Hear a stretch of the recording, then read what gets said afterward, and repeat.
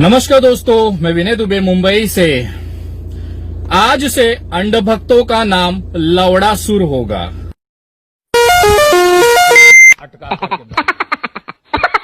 अरे हंसो मत यार, सही में एक राक्षस का नाम था। मैं साबित कर सकता हूँ और मैं बताना चाहूंगा कि मैंने आखिर ये नाम क्यों दिया है। लेकिन इस नाम का अस्तित्व हमारे हिंदू धर्म के सबसे पवित्र ग्रंथ रामायण में मिलता है।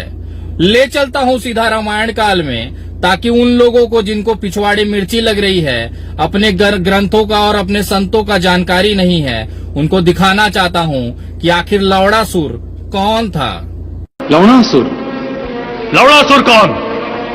रावण की बहन कुंभीनसी और मधु दैत्य का पुत्र राक्षस राज लवणासुर, जो मथुरा में राज्य करता है।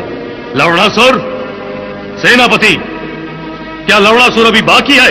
जी अन्नदाता। तो ठीक है, हम आज इंद्र की जगह लवणासुर पर चढ़ाई करते हैं।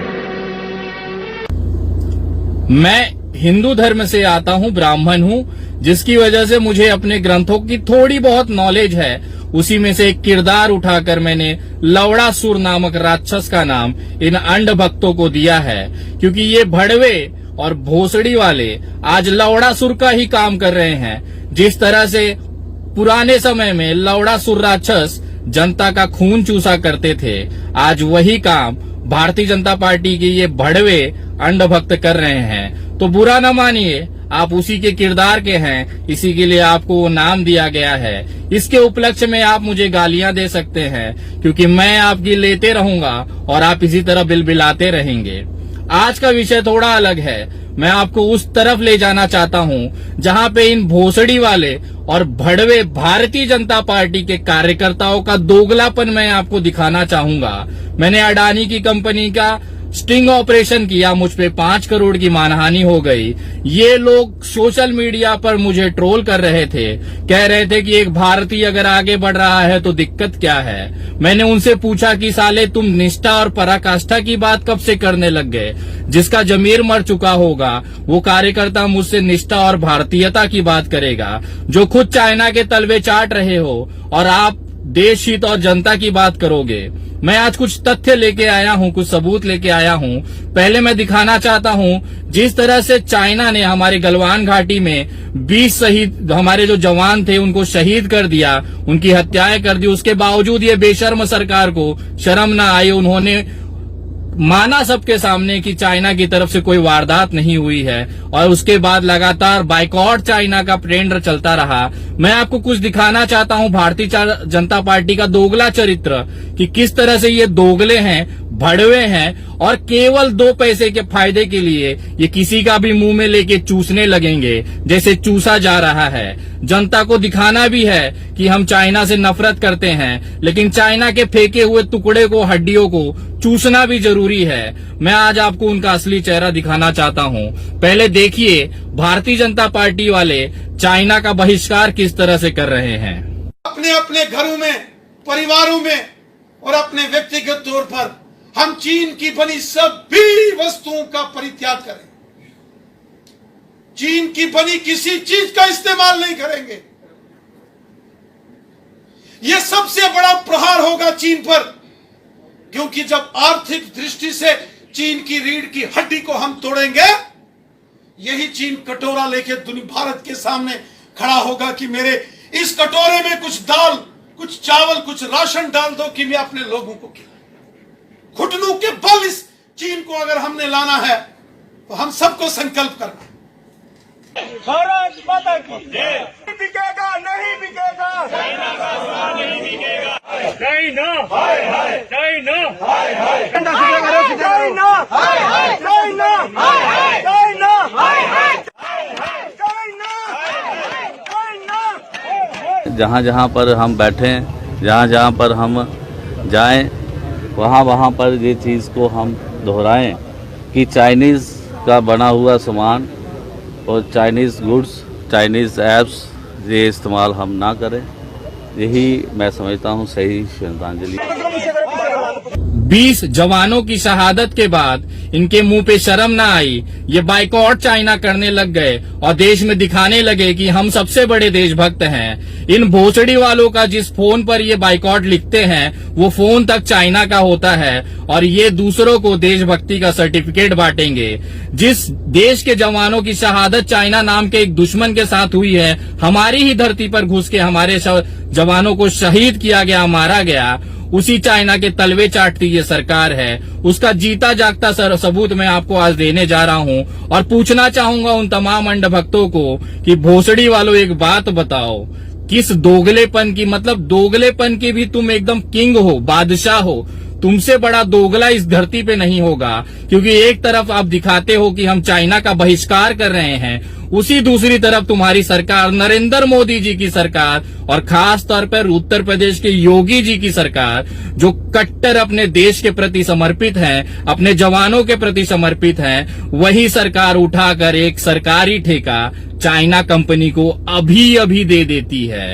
ये जानते हुए कि इसी चाइना ने कोरोना फैलाया, ये जानते हुए कि इसी चाइना ने हमारे 20 जवानों की शहादत ली है, उसके बावजूद अपने ही कार्यकर्ताओं जिन्होंने चाइना का बायकॉट किया उनके मुंह पर हग देती है, संडास कर देती है इनकी ही भारतीय जनता पार्टी की सरकार। आइए देखिए ये सबूत किस बेशर्मी के तरह हमारे शहीदों की लाशों के ऊपर ये बेशरम सरकार, ये निर्लज्ज भारतीय जनता पार्टी की सरकार हमारे जवानों को मारने वाले देश चाइना के हाथों बिक जाता है कुछ टुकड़ों में।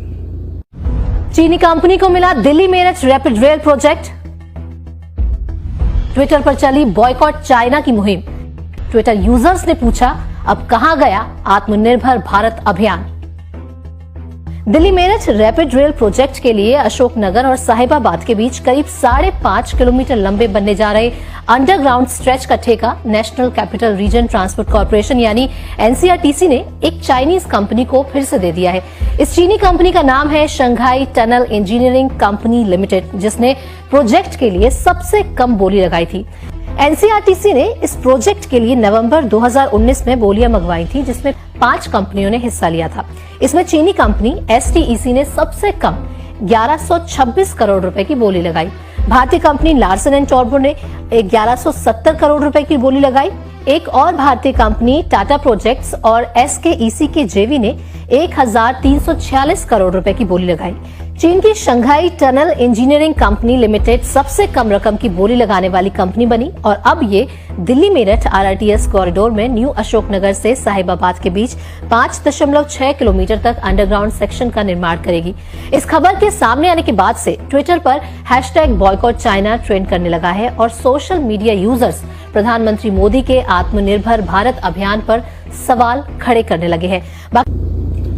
यही इनकी दोगलीपन है जिसकी वजह से मैं इन्हें गालियां देता हूं और देश भर से निवेदन करता हूं, जहां पे ये भड़वे और भोसड़ी वाले देशभक्ति का पाठ सिखाते मिले, ये वीडियो इनके मुंह पे फेंक के मारिएगा और उनको पूछिएगा, तुम्हारे बाप दादा ने जब गुलामी की थी अंग्रेजों की, तब से साले तुम गद्दार और देशद्रोही हो।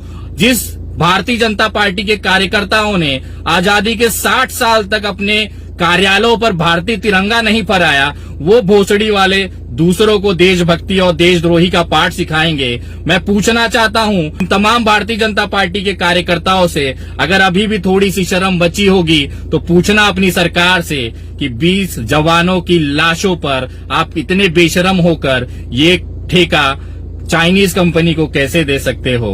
अगर थोड़ी भी जमीर और इंसानियत बाकी होगी तो भोसड़ी वालों चुल्लू भर पानी में डूब मरना और भारतीय जनता पार्टी का पट्टा जो गले में डाल के भौंकते हो उसे उठा के फेंक देना, क्योंकि विनय दुबे तुम जैसे दल्ला और 2 टके का 2 रुपए में बिकने वाला इंसान नहीं है। मैं पेलता रहूंगा क्योंकि मैं अपने देश से प्यार करता हूं, इस मिट्टी से मोहब्बत करता हूं और इसका हर एक दुश्मन मेरा दुश्मन है, चाहे वो देश के अंदर रहे चाहे देश के बाहर रहे। और तुम जैसे भड़वों का नाम, भारतीय जनता पार्टी का जो नाम है वो इतिहास में काले अक्षरों से लिखा जाएगा।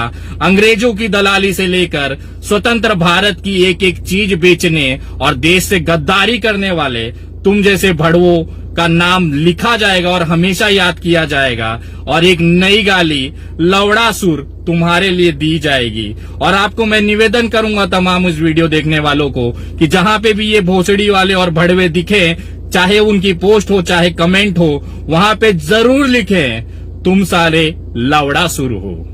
जय हिंद, जय महाराष्ट्र। अपने अपने घरों में, परिवारों में और अपने व्यक्तिगत तौर पर हम चीन की बनी सभी वस्तुओं का परित्याग करें। चीन की बनी किसी चीज का इस्तेमाल नहीं करेंगे। यह सबसे बड़ा प्रहार होगा चीन पर, क्योंकि जब आर्थिक दृष्टि से चीन की रीढ़ की हड्डी को हम तोड़ेंगे, यही चीन कटोरा लेके दुनिया भारत के सामने खड़ा होगा कि मेरे इस कटोरे में कुछ दाल, कुछ चावल, कुछ राशन डाल दो कि मैं अपने लोगों को खिलाऊं। घुटनों के बल इस चीन को अगर हमने लाना है तो हम सबको संकल्प करना। चल भोसड़ी के